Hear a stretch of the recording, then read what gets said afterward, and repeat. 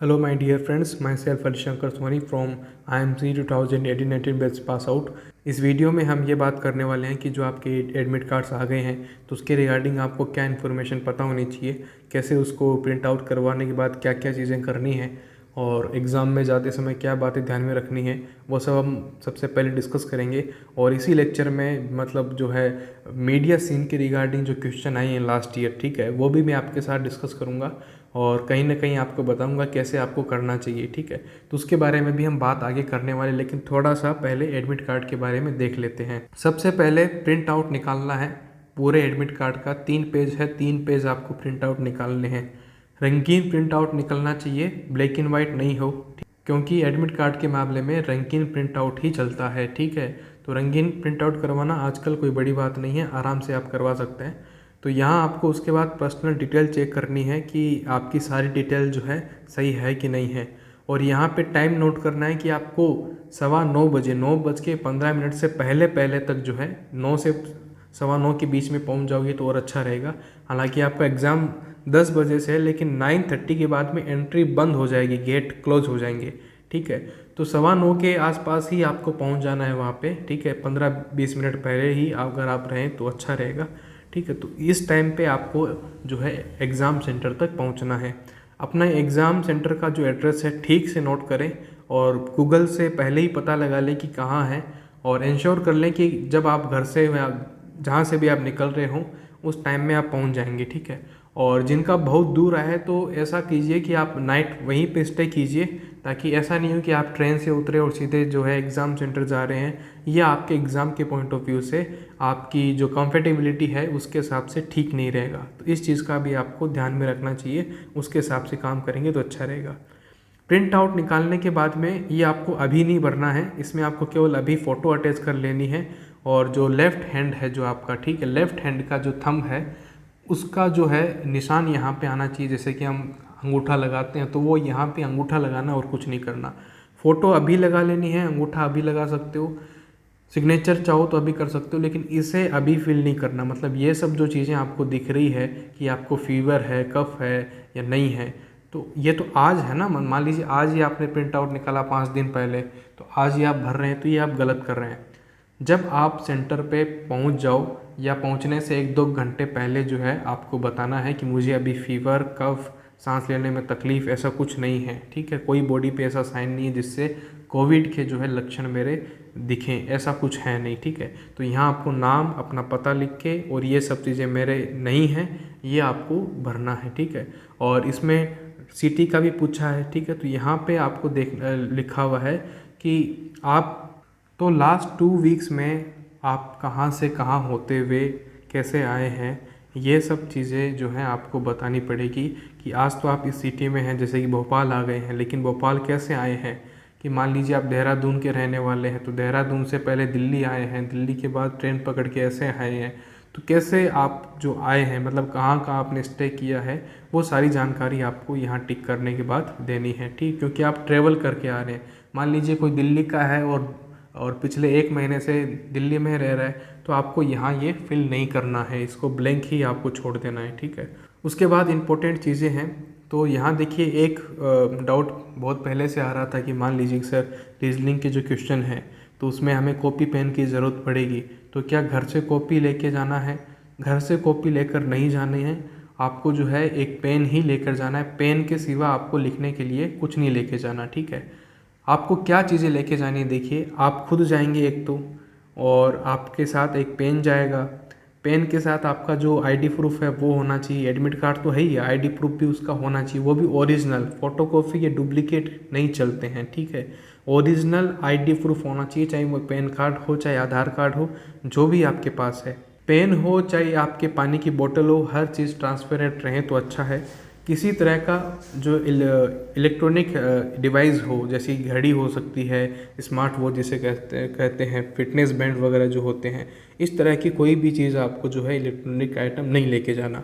और इस admit card के अंदर क्लियरली मेंशन है कि जो एग्ज़ाम सेंटर है वहाँ जब आप डिपॉजिट करते हो कि ये मेरा मोबाइल है, इसको एग्ज़ाम से डिपॉजिट करना है, जैसे कि नॉर्मली होता है वैसे, लेकिन इसमें क्लियर लिखा हुआ है कि इसकी कोई गारंटी नहीं है। वैसे हर एक जगह पे यही लिखा हुआ होता है कि कोई गारंटी नहीं है, लेकिन फिर भी जो एग्ज़ाम सेंटर है वो आपको फैसिलिटी देता है कि आप मोबाइल जो है डिपॉजिट कर सको, क्योंकि बहुत से लोग बाहर से आए हुए होते हैं तो बिना मोबाइल के काम बहुत मुश्किल होता है। तो आई थिंक कि वहाँ पे फैसिलिटी होनी चाहिए, लेकिन इसमें लिखा हुआ नहीं है, ठीक है। और दूसरी बात ये है कि वहाँ पहुँचने के बाद में आपको सबसे पहले जो इंस्ट्रक्शन होंगे उसके लिए आपको वेट करना है। इसमें लिखा हुआ है कि क्योंकि कंप्यूटर बेस्ड एग्ज़ाम है, वो कैसे स्टार्ट होगा, क्या सब चीज़ें होगी, तो बहुत पहले ही आपको वहाँ बिठाया जाएगा। इसीलिए आपको करीब 9 बजे ही वहाँ पहुँच जाओगे तो अच्छा रहेगा, ठीक है, ताकि आपको जो इन्वेस्टिगेटर है आपको ठीक से बता सके कि कैसे एक पीसी का यूज़ करके आपको जो है ऑनलाइन एग्ज़ाम देना है। तो ऐसी बहुत सी चीज़ें हैं, इसलिए आप टाइम पर जो है वहाँ पर पहुँच जाना। बाकी तो सारी चीज़ें आप लिखी हुई है, आपने खुद ने पढ़ी ली है, ठीक है। और ये नंबर नीचे दिए हुए हैं, अगर किसी तरह की कोई दिक्कत हो, एडमिट कार्ड नहीं डाउनलोड हो पाया हो, कोई भी तरह की दिक्कत हो, तो फिर आप जो है कॉल कर सकते हैं, ठीक है। और जिनका एडमिट कार्ड भी नहीं डाउनलोड हो रहा है, किसी के साथ इश्यू है, तो देखिए पहली बात तो ये है कि 2 ऑप्शन आपको दिए हैं। एप्लीकेशन नंबर तो आपको याद होना ही चाहिए, पासवर्ड भूल भी गए तो कोई दिक्कत नहीं है, डेट ऑफ बर्थ से भी आप इसको लॉगिन कर सकते हैं। उसके बाद प्रिंट करने का आता है, प्रिंट पे क्लिक करके आप प्रिंट भी कर सकते हैं, चाहे तो आप डाउनलोड भी वहाँ आगे से कर पाएंगे, ठीक है। तो इस तरीके से डाउनलोड करना है, और ये सब चीज़ें जो है एडमिट कार्ड के रिगार्डिंग थी। अभी हम जो है मीडिया सीन के रिगार्डिंग जो क्वेश्चन है आए हैं लास्ट ईयर जो आए हैं, तो उसके रिगार्डिंग हम बात करेंगे, ठीक है। तो देखिए ये प्रीवियस ईयर के क्वेश्चन है, लगभग बहुत से मतलब 25 से 30 क्वेश्चन जो है आराम से आए हैं। और इस बार के 100 क्वेश्चन में से देखें तो फिर हम दे सकते हैं कि 20 के आसपास रेशियो रहना चाहिए, कि 20 एक क्वेश्चन आपको जो है मीडिया सीन या मीडिया हिस्ट्री या के रिगार्डिंग जो है, मतलब मीडिया की रिगार्डिंग आपसे पूछे जाएंगे। 20 क्वेश्चन केवल मीडिया की रिगार्डिंग होंगे, चाहे वो किसी इंस्टीट्यूट के बारे में हो, किसी पर्सनैलिटी के बारे में हो, ठीक है। तो इस तरह के क्वेश्चन होंगे, ठीक है। तो देखिए फर्स्ट जो है गाने के बारे में पूछा है, तो देखिए मीडिया के बारे में, मीडिया में सब कुछ आता है, फिल्म है, गाने हैं, ठीक है, बहुत तरीके मतलब लिटरेचर है, सब कुछ आता है वैसे तो, ठीक है। लेकिन फिर भी बहुत से क्वेश्चन मैं यहाँ पे डिस्कस नहीं कर रहा हूँ, एग्जाम्पल के तौर पे आपको बताने के लिए मैंने ये क्वेश्चन लिया है कि इस तरह के क्वेश्चन पर भी आपको ध्यान देना है। अगर आप कोई फेमस गाना सुन रहे हैं तो वो किसका लिखा हुआ है, किसका नहीं है, तो थोड़ी सी क्यूरियोसिटी अगर आप रख रहे हैं तो आपका जो एग्ज़ाम है काफ़ी ईजी हो जाएगा। ये कहीं ना कहीं एग्ज़ाम ऐसा नहीं है कि पिछले 15-20 दिनों में आपने कितनी किताबें मैगजीन पढ़ ली है, जितना पढ़ लोगे उतना अच्छे से हो जाएगा। आपकी क्यूरियोसिटी पर बहुत कुछ बेस्ड है, कि अगर आप ध्यान से देखते हैं चीज़ों को, हर चीज़ को ध्यान से समझने की कोशिश करते हैं, वो कहते हैं ना जिज्ञासु प्रवृत्ति का व्यक्ति है कि नहीं है, जानने की कोशिश करता है कि नहीं करता है, खोजने की कोशिश करता है कि नहीं करता है, कुछ भी सुना देखा तो उसके बारे में और कितनी जानकारी निकालने की आपकी इच्छा होती है, वो मैटर करता है कि ये एग्ज़ाम आप निकाल पाओगे या नहीं पाओगे। ये मैटर नहीं करता है कि आपने कितना पढ़ लिया, ठीक है। पढ़ के आप 60 कर सकते हो, लेकिन 90 क्वेश्चन सही करने के लिए आपको जो है एक तरीके से आपका नेचर वैसा होना चाहिए, तब जाके ये कहीं ना कहीं एग्ज़ाम आपका निकल सकता है। 60 क्वेश्चन तो हर कोई करेगा, जो भी ठीक ठाक पढ़ के आएगा 60 क्वेश्चन तो आराम से करेगा। बात है उसकी जो 90 क्वेश्चन करने की स्थिति में है। तो चलिए मीडिया के रिगार्डिंग क्वेश्चन स्टार्ट करते हैं। देखिए एफएम रेडियो कब स्टार्ट हुआ था, तो पहले तो देखिए कि पूरा जो आकाशवाणी है, ऑल इंडिया रेडियो है, ठीक है, तो वो कब के स्टार्ट हुआ था, जैसे 1936 है। तो वैसे आपको हर चीज़ के बारे में पता होना चाहिए कि ऑल इंडिया रेडियो कब स्टार्ट हुआ, एफएम कब स्टार्ट हुआ, कम्युनिटी रेडियो कब स्टार्ट हुआ, बीबीसी कब आया, टेलीविज़न फर्स्ट टाइम कब आया, इंटरनेट कब आया, ये सब चीज़ें जो है आपको पता होनी चाहिए, ठीक है। कुछ क्वेश्चन टर्मिनोलॉजी के रिगार्डिंग भी है, जैसे कि अर्पानेट के बारे में देखिए पूछा है। तो देखिए इंटरनेट बेसिकली क्या होता है कि सब सर्वर को जोड़ने के लिए है, और वैसे जब इंटरनेट स्टार्ट मतलब इनिशियल एज पे क्या हुआ था कि जो आपस में कंप्यूटर को जोड़ के जिस तरीके से जो इंटरनेट हम निकालने की कोशिश कर रहे थे, इंटरनेट का जो एक तरीके से डिस्कवरी हो रही थी, तो उस डिस्कवरी से पहले एक मैं कह सकता हूँ कि अर्पानेट जो है डिस्कवर हुआ है, कि उसमें कंप्यूटर आपस में जोड़े गए हैं, उनके बीच में जो कम्युनिकेशन हुआ है, जो डेटा ट्रांसफ़र हुआ है, तो वो अर्पानेट का एक टाइप है। तो उस तरीके का ये क्वेश्चन पूछा गया है। और इंटरनेट कब स्टार्ट हुआ है ये पूछा गया है, ठीक है। किसान दर्शन मतलब डीडी के प्रोग्राम्स है, जैसे कि हम लोग है, बुनियाद है, कृषि दर्शन है, महाभारत है, रामायण है, ये कब कब आई है, कैसे स्टार्ट हुई है, इनके डायरेक्टर कौन है, ये सब क्वेश्चन भी आपको कवर करके जाने हैं, ठीक है। तो कृषि दर्शन जो है इंदिरा गांधी के टाइम पे स्टार्ट हुआ था 1967 में। तो जनसत्ता के संपादक कौन नहीं है, ये क्वेश्चन पूछा है। तो ये राजेंद्र माथुर जनसत्ता के संपादक नहीं रहे हैं। किस फिल्मकार को जो है दादा साहब फाल्के नहीं मिला? दादा साहब फाल्के जो है एंट्रेंस एग्ज़ाम, जो मतलब जितने भी एंट्रेंस एग्ज़ाम इंडिया में होते हैं उन सब में जो एग्जामिनर्स हैं उन सब का फेवरेट है दादा साहब फाल्के। मतलब आप कोई भी एग्ज़ाम दे लो, दादा साहब फाल्के के बारे में आपको पढ़ना ही है। मतलब कब कौन सा अवार्ड पूछ ले, कब किस ईयर में किसको अवार्ड मिला था, पूरी की पूरी लिस्ट याद होनी चाहिए। इतना मतलब इस लेवल का जो है दादा साहब फाल्के आपको पढ़ के जाना होता है, ठीक है। तो इसमें सबको मिला है, संजीव कुमार को छोड़ के। ये क्वेश्चन है दादा साहब फाल्के कब स्टार्ट हुआ था, उसकी कितनी सेरेमनी हो गई है, कितने अवार्ड हो गए हैं, दोनों अलग अलग चीज़ है। तो क्लियरली उसको जो है आप समझिए कि दादा साहब फाल्के कब कैसे स्टार्ट हुआ था, ठीक है। ये मैं पूरा अपना करवाता हूँ, जो भी मेरी मॉडल पेपर टेस्ट है उसका जो कंटेंट होता है, उसमें जो एक्सप्लेनेशन PDF होती है, लेक्चर होता है, उसमें ये सब चीज़ें मैं करवा देता हूँ, ठीक है। तो 8वें नंबर क्वेश्चन में देखिए, ये क्वेश्चन पूछा है कि जो प्रेस काउंसिल ऑफ इंडिया है, PCI है, एक तो उसका चेयरमैन होता कौन है, कौन चेयरमैन है, टोटल कितने मेंबर होते हैं, हेडक्वार्टर क्या है, किस तरह की बॉडी है, ये जो है बेसिक चीज़ें PCI के बारे में क्लियर होनी चाहिए। अगर आप PCI की वेबसाइट विजिट करते हैं तो उसका जो अबाउट सेक्शन है उसमें जाकर भी आप बहुत कुछ पढ़ सकते हैं कि कौन कैसे होता है। उसमें भी लिखा हुआ आपको मिल जाएगा कि जैसे कि सुप्रीम कोर्ट का रिटायर्ड जज जो है वो होते हैं, ठीक है, 28 मेंबर होते हैं कि 29 होते हैं, ये भी देखिए, ठीक है। जुडिशियल बॉडी है कि क्वाजी जुडिशियल है, अर्ध न्यायिक संस्था है कि जो है पूर्णतः न्यायिक संस्था है, किस तरह की पावर्स जो है PCI को है, इस तरीके से, ठीक है। फिक्की की रिपोर्ट मोस्ट इंपॉर्टेंट है। फिक्की की रिपोर्ट से एक क्वेश्चन तय है, मतलब 100 क्वेश्चन आएंगे तो उसमें से एक क्वेश्चन फिक्की की रिपोर्ट के बेसिस पर होगा। तो ये तो 2019 के बारे में पूछा है। आप 2020 की जो रिपोर्ट अभी तक आई हुई है लेटेस्ट, तो फिक्की की जो रिपोर्ट है उसके बारे में आप एक बार देख लेना, पढ़ लेना। उसमें से बहुत से कंक्लूजन जो निकल के आते हैं, जैसे कि मैं आपको आगे क्वेश्चन दिखाऊं कि 16 नंबर जैसे क्वेश्चन है, तो ये आप जो है फिक्की की रिपोर्ट पर देख सकते हो कि फिक्की की रिपोर्ट पर क्वेश्चन है। ये भी देखिए, ये जो आगे 9 नंबर क्वेश्चन दिया है, इसमें 8 number question, 9 number question, 16 number question, ये लास्ट ईयर के ही पेपर हैं। मतलब लास्ट ईयर के क्वेश्चन में से 3 क्वेश्चन फिक्की पर हैं, ठीक है। तो फिक्की की रिपोर्ट आपके लिए खास इंपॉर्टेंट है। इंश्योर्ट्स के बारे में पूछा है कि कितने वर्ड्स में जो है इंश्योर्ट्स जो है न्यूज़ प्रोवाइड करता है, 60 वर्ड्स का रहता है उनका, ठीक है।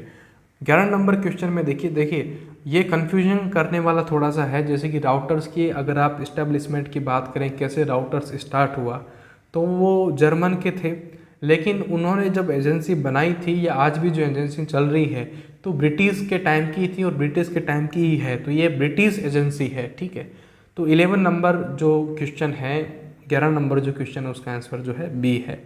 12 नंबर क्वेश्चन में ये तो हमें भी पता है कि जो फ्रीडम इंडेक्स की बात करें या हैप्पीनेस इंडेक्स की बात करें, तो इसमें जो नॉर्डिक कंट्रीज़ हैं, जो स्कैंडिनेवियन कंट्रीज़ हैं, उन्हीं का रैंक अच्छा आता है।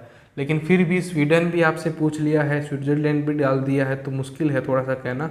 लेकिन इसका आंसर जो है नॉर्वे है, और पिछले 1-2 सालों से नॉर्वे ही बना हुआ है। लेकिन ये नई रिपोर्ट भी आ गई है, तो इसको भी पढ़ लेना। 13 नंबर क्वेश्चन में देखिए, फर्स्ट में दिया है PIB, सेकंड में दिया है पब्लिक डिवीज़न, थर्ड में दिया है press council of India PCI, fourth में दिया है RNI के बारे में, ठीक है। RNI मतलब registrar of newspapers of India, ठीक है। तो RNI जो होता है कि न्यूज़पेपर जितने भी इंडिया में होते हैं उन सबका जो रजिस्ट्रेशन का काम है वो RNI करता है, ठीक है। तो मैचिंग के लिए दिया है कि RNI क्या करता है, PIB क्या है, आपस में इसको मैच करना है। तो देखिए, PIB का काम है कि जो गवर्नमेंट वगैरह की जो न्यूज़ होती है, प्रेस रिलीज़ होती है, गवर्नमेंट जो भी काम करती है उसके रिगार्डिंग जो इन्फॉर्मेशन है वो जारी करने का जो काम है। गवर्नमेंट के जितने भी इंस्टीट्यूशंस हैं, जो एक्टिविटीज़ हैं, मिनिस्ट्रीज़ हैं, इंस्टीट्यूशंस हैं, जो एक्टिविटीज़ हैं, तो उन्हें डिक्लेयर करने का एक तरीके से काम जो है PIB करता है। तो 1 का हम D कर देंगे। उसके बाद देखिए, पब्लिकेशन डिवीज़न का मतलब हो गया कि योजना, कुरुक्षेत्र, जिस तरह की मैगजीन आती है, पब्लिकेशन का जो काम है, तो 2 का हम A कर देंगे, ठीक है। तीसरे में दिया है प्रेस काउंसिल ऑफ इंडिया, ठीक है, PCI जो है क्वाजी जुडिशियल बॉडी है, तो 3 का हम B कर देंगे, ठीक है। और जैसे कि मैंने कहा कि न्यूज़पेपर को रजिस्ट्रेशन करवाने का जो एक सबसे मेन काम जो है वो RNI करता है, ठीक है। तो RNI के पास में ही जितने भी इंडिया में लाखों जो न्यूज़पेपर हैं उन सब का जो मास्टर हेड है, जो संपादक है, मतलब जब कहाँ से निकलता है, कितने एडिशन हैं, फ़ॉन्ट साइज़ क्या है, कौन सी साइज़ का पेपर है, ब्रॉड शीट है कि टेबलेट है, ये सारी जानकारी आपको RNI के पास में रजिस्ट्रेशन करवानी होती है। तो 4 का C कर देंगे तो इसमें A जो है आंसर सही हो जाएगा।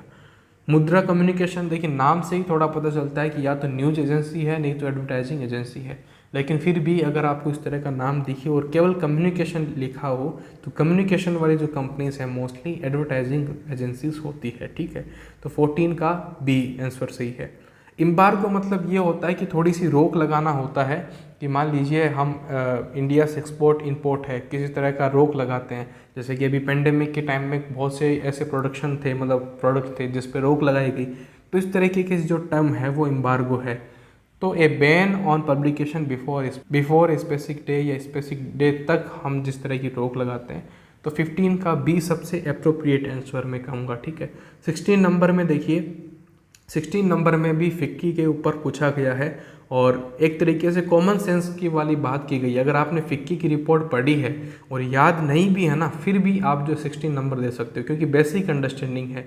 ये पूछ रहा है कि टेलीविज़न सेक्टर की जो अर्निंग है वो सबसे हाईएस्ट है, सबसे बिल्कुल। देखिए ग्रोथ तो किसी की भी हो सकती है, जैसे कि 9 नंबर क्वेश्चन देखिए, इसमें ग्रोथ तो या तो डिजिटल की बहुत ज़्यादा रहती है नहीं तो ऑनलाइन गेमिंग की है, इन दोनों में कंपटीशन चलता रहता है। लेकिन जो रेवेन्यू है, टोटल जो रेवेन्यू का जनरेशन है वो सबसे ज़्यादा सभी मीडियम्स के अंदर टीवी का है। सबसे ज़्यादा जो ग्रोथ है, जो टोटल रेवेन्यू जो कलेक्शन है वो जो है टेलीविज़न का। जैसे कि मैं कहूँ कि चाइना दुनिया की सबसे तेज़ गति से बढ़ती हुई अर्थव्यवस्था है, सबसे फास्टेस्ट ग्रोविंग इकोनॉमी तो है, लेकिन सबसे बड़ी इकोनॉमी तो USA है ना, ठीक है। वो फास्टेस्ट ग्रोविंग है लेकिन सबसे बड़ी इकोनॉमी कौन है अपने आप में, ठीक है। तो उस तरीके से टेलीविज़न सबसे बड़ी इकोनॉमी जो एक हम कह सकते हैं एक बहुत बड़ा सेक्टर बना हुआ है, ठीक है। प्रिंट वगैरह भी, प्रिंट के तो आप जानते हैं कि बहुत लो रेट पे है, मतलब ग्रोथ बहुत कम है, हालांकि अभी भी पॉजिटिव में है। हालांकि जो लास्ट ईयर है उसमें नेगेटिव में भी चला गया है, ये बात भी है, लेकिन फिर भी ओवरऑल जो पिछले कुछ सालों की देंगे तो अभी भी जो प्रिंट की जो ग्रोथ है वो कहीं ना कहीं पॉजिटिव है, ठीक है। तो इस तरीके से 16 नंबर क्वेश्चन पूछा गया था। 17 में देखिए कि कौन सा जो है OTT नहीं है, तो फॉक्स डिजिटल इंटरनेशनल जो है वो OTT नहीं है, बल्कि ये तो पूरी एक बड़ी कंपनी है जो डायरेक्टली पूरी फिल्म ही बनाती है, ठीक है। लेकिन OTT प्लेटफॉर्म का नाम ये नहीं है। येलो जर्नलिज्म क्या है, इन्वेस्टिगेटिव जर्नलिज्म क्या है, पोस्ट ट्रूथ का क्या मतलब है, ऐसे जो वर्ड्स हैं, ये सब जो चीज़ें हैं वो आपको करके जानी है, ठीक है। तो येलो जर्नलिज्म मतलब कि एक तरीके से थोड़ा सा बढ़ा चढ़ा के बोलना या एक्सप्लॉइट करना, इस तरीके से जो चीज़ें होती है वो ये येलो जर्नलिज्म के अंदर कंसिडर होती है, ठीक है। 19 नंबर क्वेश्चन का देखिए कि एजेंडा सेटिंग क्या होती है। एजेंडा सेटिंग का मतलब क्या होता है कि एजेंडा अपना चलाने का मतलब ये है कि जब हम खबर बनाते हैं कि कुछ कंटेंट बनाते हैं तो वो इस तरीके से इस सोच के साथ बनाया जाता है कि जब पढ़ने वाला इसे पढ़ेगा तो पढ़कर वो क्या सोचेगा ये पहले ही सोच लिया जाता है। पढ़ने वाला इसे पढ़ के क्या सोचेगा, किस तरीके से सोचेगा, ये सोच के जब आप कुछ बनाते हैं, कुछ लिखते हैं ना, तो वो कहीं ना कहीं एजेंडा सेटिंग का पार्ट है। तो ये इसके अंदर लिखा हुआ है। तो 19 का B सबसे अप्रोप्रिएट है। 20 का भी B है, इसने लास्ट ईयर पीछे मास्टर हेड चेंज किया था। और ये देखिए बहुत ही इंपॉर्टेंट क्वेश्चन है, 21 नंबर क्वेश्चन। इसको आपको ठीक तरीके से करना चाहिए। आप डायरेक्टली मिनिस्ट्री की जो वेबसाइट है, इंफॉर्मेशन एंड ब्रॉडकास्टिंग जो मिनिस्ट्री है, उस पर जाकर भी आप देख सकते हो। जैसे कि ये मैं आपको अपने नोट्स में दिखा देता हूँ कि ये मिनिस्ट्री की जो वेबसाइट है, तो इसमें आप देखिए अभी इसमें नाम पुराना लिखा हुआ है, नया नाम जो है अनुराग ठाकुर, इसमें देख लेना। तो इसमें जो है ये जो ऑर्गेनाइजेशन है, सबऑर्डिनेट और जो उसकी ऑर्गेनाइजेशन है उसके ऊपर देखिए क्वेश्चन पूछा हुआ है। तो ये जो सारे नाम हैं आपको पता होने चाहिए, इतने नाम आपको पता होने चाहिए कि ये जो है, देखिए केवल यही एक मिनिस्ट्री है जिसको आपको करके जाना है, क्योंकि जो IMC है इसी मिनिस्ट्री के अंडर में है, इसलिए इस मिनिस्ट्री के बारे में आपको ठीक से पता होनी चाहिए, ठीक है। तो इसमें जो टेलीकम्युनिकेशन का जो डिपार्टमेंट है वो I&B मिनिस्ट्री का पार्ट नहीं है, बाकी पब्लिकेशन डिवीज़न है, इलेक्ट्रॉनिक मीडिया मॉनिटरिंग सेंटर है, ये सब बिल्कुल I&B मिनिस्ट्री का पार्ट है। 22 में ये पूछा गया है कि डेली बेसिस पे, डेली सर्कुलेशन के बेसिस पे जो है सबसे बड़ा न्यूज़पेपर कौन सा है, तो सबसे बड़ा न्यूज़पेपर दैनिक भास्कर है, ठीक है। 23 में DTH डायरेक्ट टू होम है।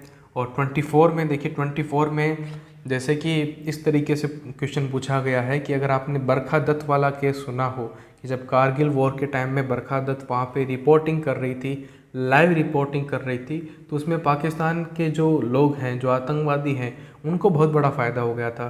कैसे फ़ायदा हो गया था? क्योंकि लाइव रिपोर्टिंग चल रही है तो वहाँ जो लोकेशन थी जो हमारी आर्मी की, वो डायरेक्टली दिख रही थी कि कारगिल के इस हिस्से में खड़े हैं, इस तरीके से आर्टिलरीज लगी हुई है, इस तरीके से जवान उसमें बम फोड़ रहे हैं, जो है तोप दाग रहे हैं, ठीक है, गोले दाग रहे हैं। तो ये सब मतलब जो भी एक्टिविटीज़ थी वो लाइव पाकिस्तानियों को पता चल रही थी। तो उससे हमारा जो काफ़ी बड़ा नुकसान हुआ था, बहुत से लोग इस वजह से भी शहीद हो गए थे, क्योंकि पाकिस्तान के लिए थोड़ा सा आसान हो गया था। तो इस तरीके से मतलब मीडिया की वजह से किसी की जान नहीं चली जाए, ये भी आपको रिपोर्टिंग के टाइम पे सोचना चाहिए। तो 24 जो क्वेश्चन है वो एक तरीके से इसी तरह का क्वेश्चन है, यही आपकी समझ देखने के लिए क्वेश्चन है। तो आतंकवादियों का जब अटैक होगा तो आप किस तरीके से जो है रिपोर्टिंग करेंगे? तो डी इसका सबसे अप्रोप्रिएट है कि हम पहले से थोड़ा सा सूटेबल टाइम देखेंगे कि हमें कब करना चाहिए, सोच समझ के हम करेंगे। ऐसा नहीं कि ले माइक उठा दिया और चल दिए, सब कुछ बता दिया और लाइव दिखा रहे हैं सबको, ऐसा भी नहीं करना है। और ऐसा भी नहीं करना है कि पूरी तरीके से नकार दिया कि नहीं कुछ हुआ ही नहीं है, ऐसा भी नहीं करना है, ठीक है। तो सबसे अप्रोप्रिएट जो इसका स्टेटमेंट है वो डी है। 25 नंबर क्वेश्चन में जो है इंडियन एक्सप्रेस के एडिटर का नाम पूछा है। तो इस तरीके से जो है प्रीवियस ईयर के क्वेश्चन आए हैं। प्रीवियस ईयर के जो क्वेश्चन आए हैं, जो लास्ट ईयर का सिलेबस है, क्योंकि लास्ट ईयर का सिलेबस और इस साल का सिलेबस बिल्कुल सेम है, उसमें किसी तरह का कोई डिफरेंस नहीं है। इसी तरह के क्वेश्चन जो है आपको देखने को मिलेंगे। अगर आप तैयारी कर रहे हैं तो आपको ये सब देखने के बाद तैयारी करनी चाहिए कि किस तरह के क्वेश्चन आए हैं। ऐसे नहीं है कि मीडिया के रिगार्डिंग जो मटेरियल आपको मिले उसी को आप पढ़ते जा रहे हैं, जो किताब मिल गई और उस किताब में जो भी लिखा हुआ है आप उसे करते जा रहे हैं। अंधेरे में तीर चलाने का कोई फ़ायदा नहीं होगा। बाद में आके स्टूडेंट्स ये कहते हैं कि सर हम तो जो पढ़ के गए थे वो आया ही नहीं है।